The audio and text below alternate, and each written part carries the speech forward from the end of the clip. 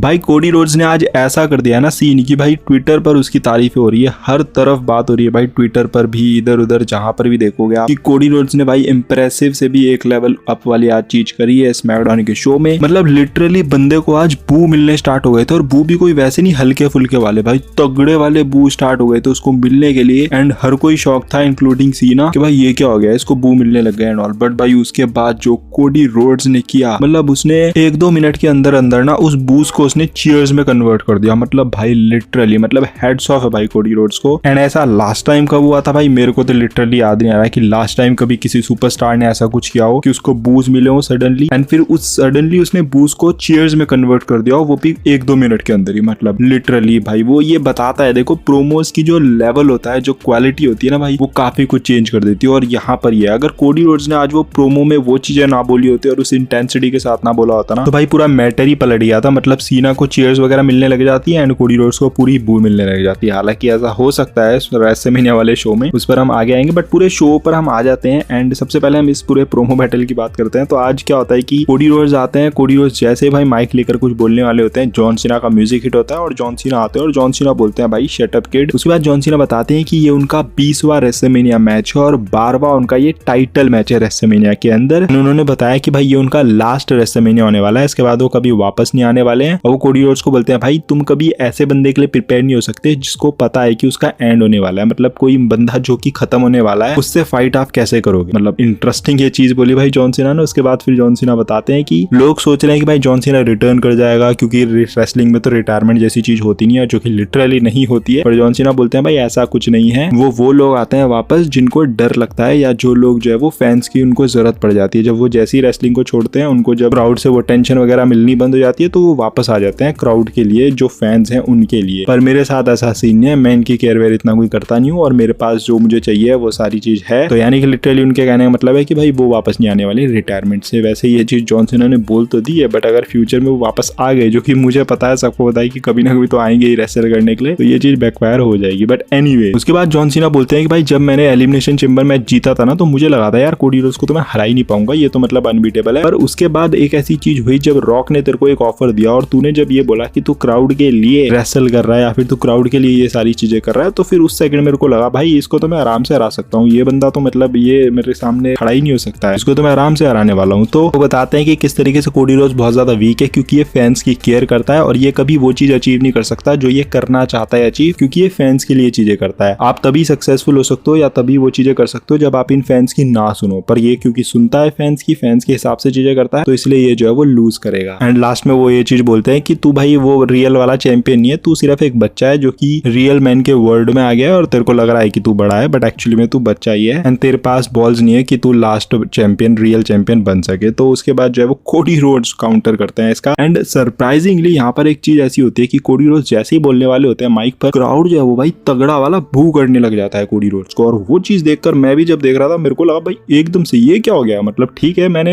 Expect किया था कि ये चीज रेसलमेनिया वाले मैच में होगी, बट यहाँ पर हो गई। ये लिटरली बहुत ज्यादा शॉकिंग था। और ऊपर से भाई जो बूज भी थे ना वो बहुत ही ज्यादा लाउड थे, मतलब हल्के फुल्के नहीं थे, बहुत ज्यादा लाउड थे। एंड आई वाज लाइक कि भाई अब तो हो गया काम, मतलब हो गया काम तमाम, हो गया सब कुछ। यहाँ पर जो WWE करना चाह रही थी उसका अपोजिट यहाँ पर हो गया, मतलब जिससे बच रही थी WWE कि ये ना हो जाए ये ना हो जाए, बट वो चीज हो गई। एंड देन उसके बाद जॉन सीना भी भाई जब मतलब फेस के रिएक्शन ही बता रहे थे दोनों की, कि वो दोनों ही शॉक्ड हो चुके हैं। जॉन सीना भाई रिएक्ट करता है और जॉन सीना बोलता है इन लोगों के लिए तू लड़ता है, मतलब उसने ट्विस्ट करने की कोशिश करी ताकि जो फैंस है वो दोबारा से उसको चेयर करें कि भाई तू इन लोगों के लिए लड़ता है, ये देख ले, ये तो तेरे को मतलब बूस्ट कर रहा है, मतलब उसके कहने का ही मतलब था। तो कोडी रोड्स भाई अपना जो काम है वो रखते हैं वहां पर, और कोडी रोड्स जो है वो अपना प्रोमो वहां पर डिलीवर करते हैं। कोडी रोड्स बोलते हैं कि ये जो रिंग अनाउंसर है या जो मतलब वो बंदे बताते हैं जो वहां पर काम वाम कर रहे होते हैं कि भाई तू इसको जानता है, तू इसका नाम जानता है, बैक स्टेज में जो बंदे उनका नाम तू जानता है, नहीं जानता होगा, क्योंकि अब जो है वो WWE बहुत ज्यादा चेंज हो गई है। जिस वक्त तू WWE के अंदर था उस वक्त मैं तेरे को वर्शिप करता था, ये फैंस तेरे को वर्शिप करते थे, पर अब क्योंकि तू आता वाता नहीं है शो पर, अब जो है वो चीजें पूरी तरीके से बदल गई है। तेरी जो गर्दन है भाई वो इतनी पतली सी है, इतनी छोटी सी है, तेरी टांगे इतनी पतली सी है, तेरा जो फेस है भाई वो स्टिंग से भी ज्यादा सफेद सा है। मतलब कहने का ये मतलब था कि वैक्स वाला फेस है तेरा, मतलब कि रियल फेस नहीं है, कोई ऐसा लग रहा है जैसे प्लास्टिक वगैरह पिघला के या फिर मोम को पिघला कर जो है वो फेस पे लगाया हो, वैसा कुछ फेस तेरा लगता है। एंड और फिर वो इंटरेस्टिंग चीज बोलते हैं कि तू मेरे को ओवरवेलमिंग बोल रहा था, बल्कि तू ओवररेटेड है। और भाई ये चीज सुनकर फैंस जो भाई चैंट करते हैं, मतलब फैंस जो है वो रिवर्स हो जाते हैं और भाई दोबारा से वो कोडी रोड्स को बैक करने लग जाते हैं। हैं, दोबारा से चेयर करने लग जाते हैं। वो बोलते हैं भाई तू ओवररेटेड है, तू ओवररेटेड है, एंड भाई जॉन सीना ये 2025 आ गया है पर तू अभी भी रेसल नहीं कर सकता, मतलब तूने अभी तक रेसलिंग नहीं सीखी है, 2025 आ गया। और भाई ये सारी चीजें सुनकर क्राउड जो है वो जॉन सीना को यू कांट रेसल के चैंट्स करने लग जाता है, वही प्रीवियस वाले मतलब जो विंटेज वाले फैंस के चैंट्स वगैरह होते थे जॉन सीना के लिए, और कोडी रोड्स के लिए उनके नाम के चैंट्स करने लग जाते हैं भाई फैंस। मतलब पूरी कहानी ही पलटती भाई वहां पर कोडी रोड्स ने। और ये इतनी इंप्रेसिव चीज है ना, मतलब बहुत ही ज्यादा इंप्रेसिव है, क्योंकि ऐसा हम देखते नहीं है लिटरली कि भाई फैंस के माइंड में अगर आ जाए ना कि इसको बू करना है तो फिर वो उसको बू ही करते रहते हैं। मतलब पर कोडी रोड्स ने भाई इनक्रेडिबल, मतलब बूज हुए और उसने वो 1-2 मिनट के अंदर ही उन बूज को जो है वो भाई चीयर्स में कन्वर्ट कर लिया। टू बी ऑनेस्ट मैं सरप्राइज था, क्योंकि मैंने एक्सपेक्ट नहीं किया था उस बूज के बाद कि वहां से वापसी हो सकती है, बट भाई वो उसने 1-2 मिनट के अंदर ही कर दी। That was interesting. हालांकि रेस्टलमेनिया वाला जब मैच होगा तो एक्सपेक्ट वहां कर सकते हो कि भाई जो जॉन सीना है उसको चीयर्स मिलेंगे और कोडी रोड्स को बूज मिलेंगे, ऐसा हो सकता है। व्हाई? बिकॉज लास्ट मैच है जॉन सीना का, तो अगर पूरे मैच में नहीं तो बीच बीच में तो ऐसा पक्का ही होने वाला है। हो सकता है या तो पूरे ही मैच में ऐसा होगा, या अगर पूरे मैच में नहीं भी होगा तो बीच बीच में तो ऐसे स्पॉट्स आएंगे जहां पर आपको जॉन सीना के लिए चीयर्स वगैरह या फिर जॉन सीना के लिए चैंट्स वगैरह देखने को मिलेंगे, और इसका रिवर्स आपको कोडी रोड्स के लिए देखने को मिलेगा। तो टू बी ऑनेस्ट भाई जॉन सीना की फैन फॉलोइंग नेक्स्ट लेवल है, और वो पता ही है भाई उसके अंदर वो आर्ट है कि वो मतलब चेंज कर देता है फैंस को, चाहे वो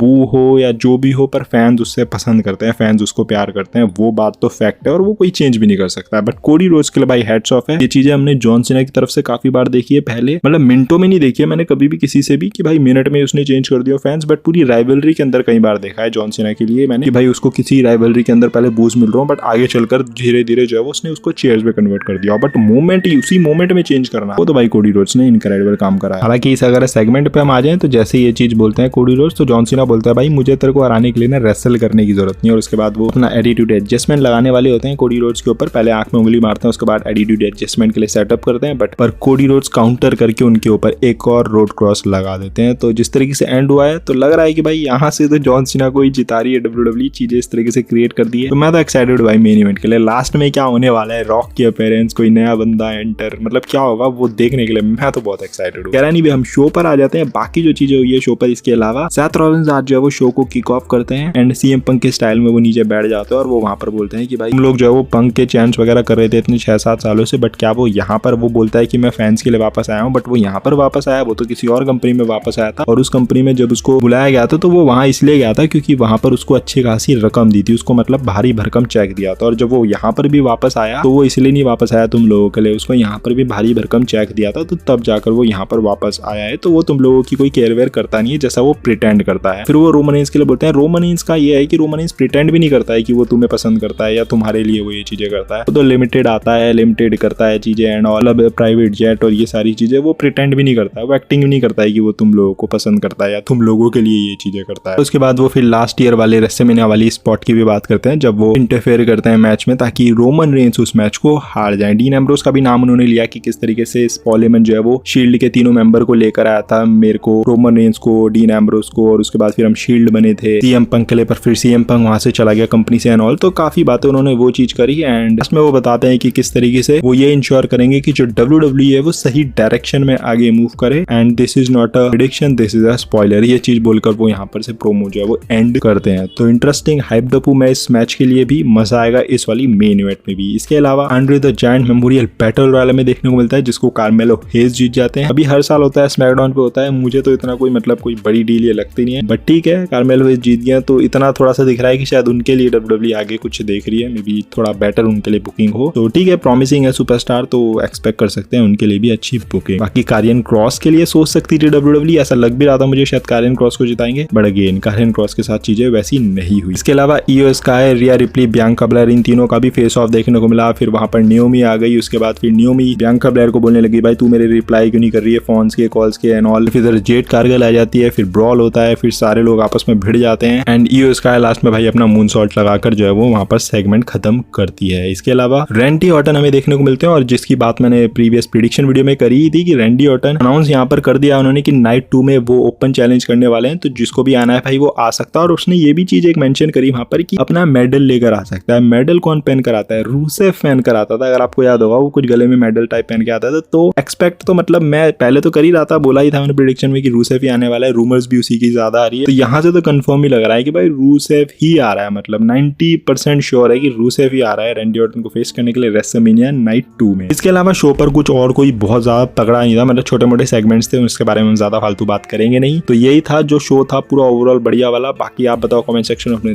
थॉट्स, और ये वीडियो अगर आपको थोड़ी पसंद आएगी तो don't forget to like, comment and smash subscribe button. मिलते हैं अगली वीडियो के अंदर। Till then love you all and do not give up, just keep fighting.